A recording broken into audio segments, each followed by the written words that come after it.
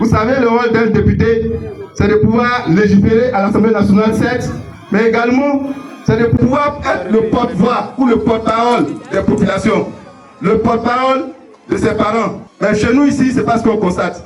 On a un député qu'on ne voit jamais. Dans la ville, personne ne le connaît. Et nous sommes là, nous avons nos problèmes, et nous n'avons personne pour porter nos problèmes. Donc cette année, Alternance a décidé de se choisir un candidat. C'est un candidat indépendant. Pourquoi? Parce qu'on a constaté que la politique nous divise. Dans la plupart de mes interventions, quand vous remarquez, je dis la politique a créé des clivages.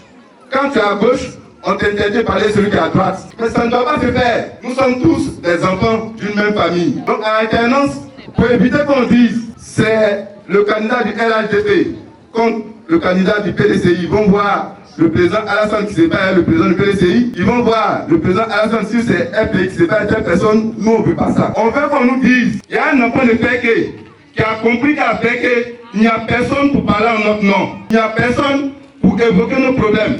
Et il a décidé, avec des amis, de se porter candidat parce qu'il estime que lui, il peut parler en votre nom. Il peut vous aider pour qu'on ait des choses qui viennent améliorer nos conditions de vie.